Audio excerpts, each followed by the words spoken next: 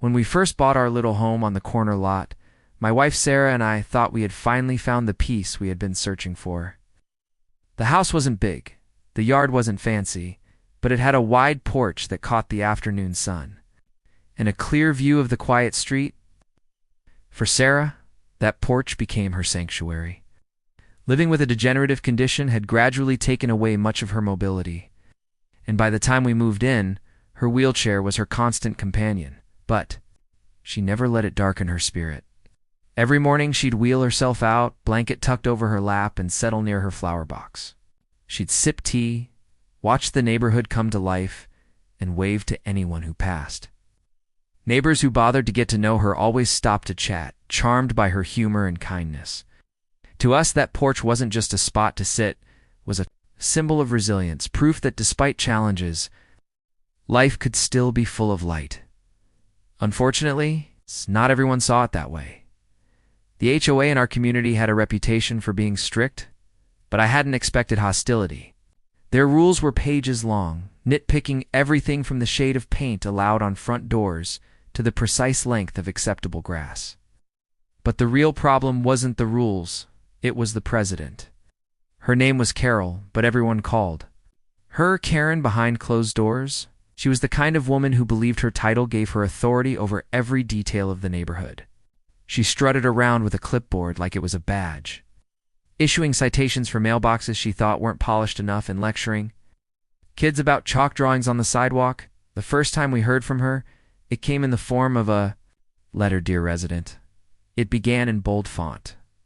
Your front porch has accumulated items that do not align with the aesthetic harmony of the community. Please remove them immediately. I reread the letter 3 times, baffled. Items. The only things on our porch were Sarah's chair, a wind chime, and her flower box filled with marigolds. I responded with a polite email explaining that the chair was a medical necessity and referencing federal disability law. Surely, I thought, once she understood, this nonsense would stop. I was wrong. 2 weeks later, another letter arrived, harsher this time. Final warning, continued non-compliance will result in fines of $200 per week.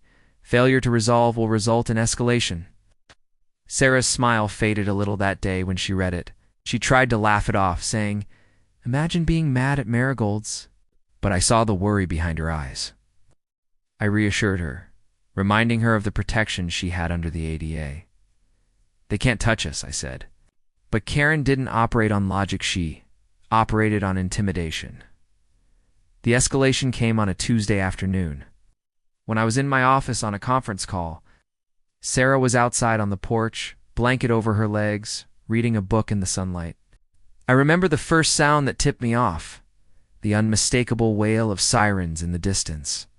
At first I thought they were passing by on the main road, but then the sound grew louder, closer, until the flashing red and blue lights spilled into our quiet cul-de-sac.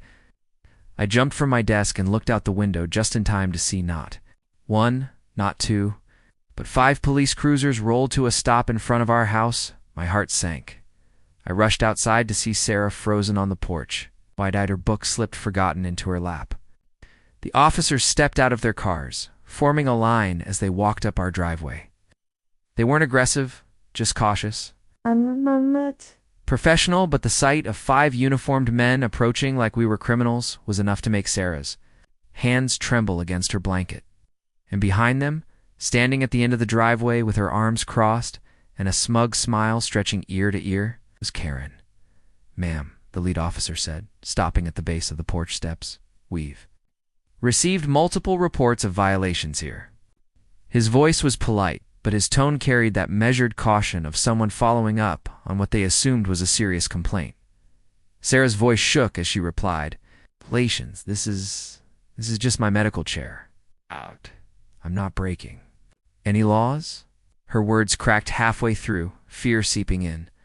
Before the officer could respond, Karen piped up, projecting her voice for the whole block to hear.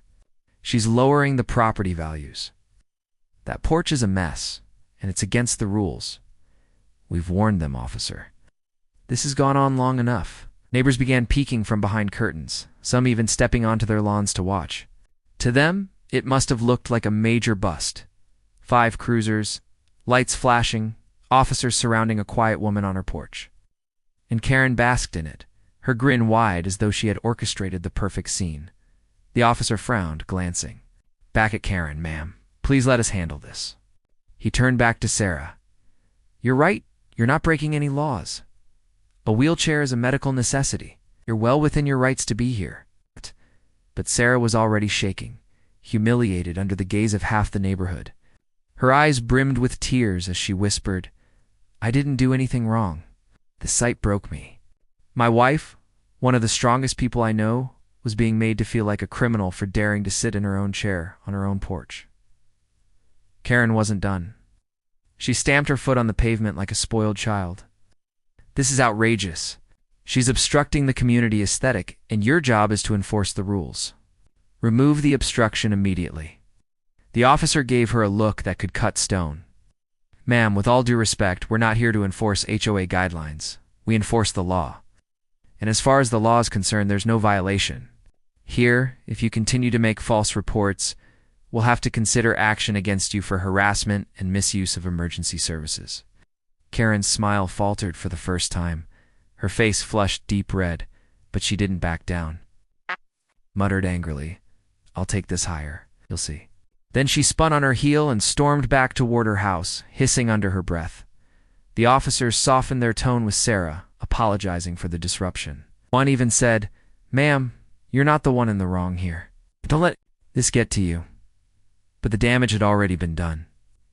Sarah sat silent, tears streaking her cheeks, the humiliation settling like a weight on her shoulders. Our quiet sanctuary had been turned into a spectacle.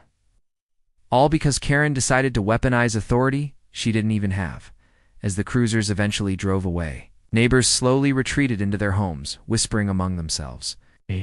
Street grew quiet again, but it wasn't the same peaceful quiet as before. This silence was heavy, charged, carrying with it the knowledge that Karen had gone too far. And as I stood on the porch, wrapping an arm around my trembling wife, one thought burned in my mind. She thought she could intimidate us with flashing lights and uniforms. She had no idea what kind of storm she had just invited to her gate. The night after the police left, Sarah barely touched her dinner. She kept staring out the window at the porch, the place she had once loved, but now seemed tainted by humiliation. Every time the memory replayed 5 officers standing there, Karen's smug smile, neighbors whispering, her hands would tighten on the blanket across her lap. I tried to reassure her, reminding her the officers themselves had said she'd done nothing wrong, but it wasn't the law she was worried about anymore. It was the feeling of being treated like a problem, like an outsider in her own home. I'll admit, anger gnawed at me long after Sarah had gone to bed. Watching her shaken like that had lit a fire in me. Karen hadn't just overstepped, she'd declared war on decency itself. Though the police had seen through her antics, she'd already made her next threat clear. I'll take this higher. I knew her type. People like Karen didn't back down when they were wrong. They doubled down. But what Karen didn't know was that Sarah and I had family that didn't take kindly to bullies. My younger brother Dan is a Vietnam vet and a lifelong rider. For decades, he's been part of a local motorcycle club, made up of veterans, first responders, and blue-collar folks who believe in loyalty above all else. Sarah, with her kindness and resilience, had won them over years ago at one of our barbecues. To them, she wasn't just my wife, she was family. And when family was threatened, the club didn't stand by. They showed up. When I told Dan what had happened, I barely got halfway through before his voice turned to steel. She 6'5" cops on Sarah. On her? That's harassment, brother. That's not happening again. I could hear the rumble of motorcycles in the background as he spoke. He was already spreading the word.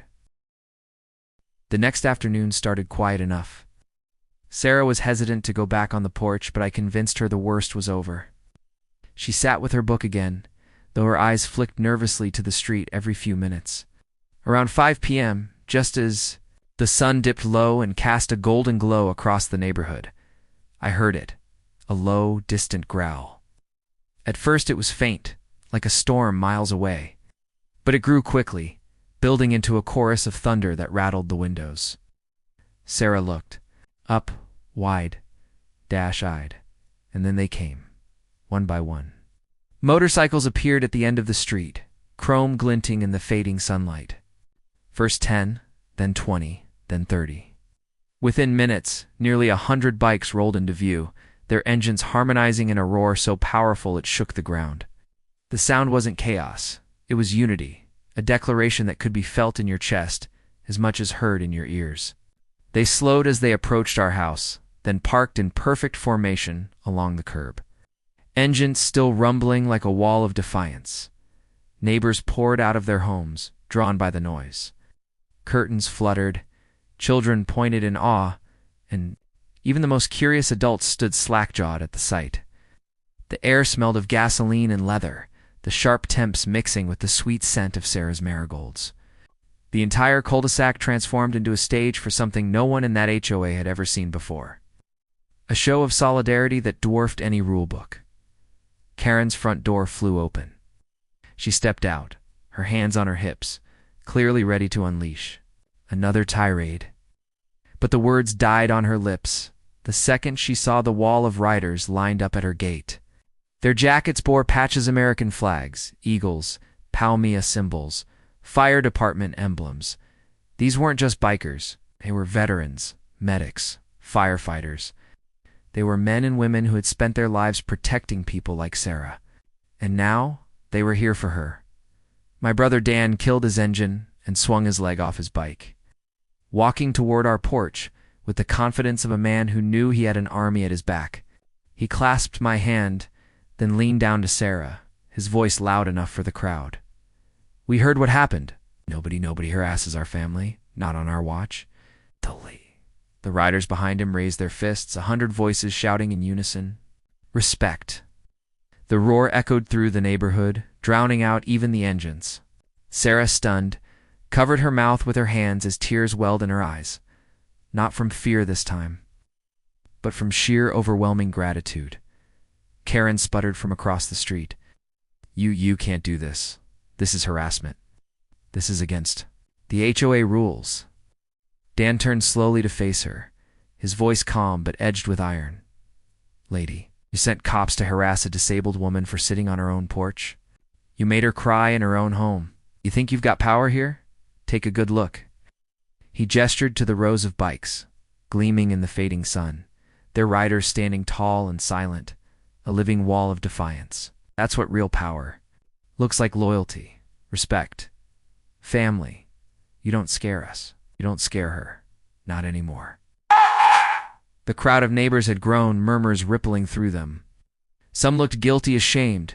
They had stood silent while Karen waged her little war. Others looked thrilled, enjoying the sight of her finally being put in her place. Karen's face went pale. For once, she had no comeback. No smug smile, no threat of taking it higher. She simply turned on her heel and disappeared back into her house. Slamming the door behind her, the bikers cheered, their engines revving. In victory, the sound was deafening, joyous, like 100 lions roaring together. Sarah, overwhelmed, wiped her cheeks and laughed a sound I hadn't heard in weeks.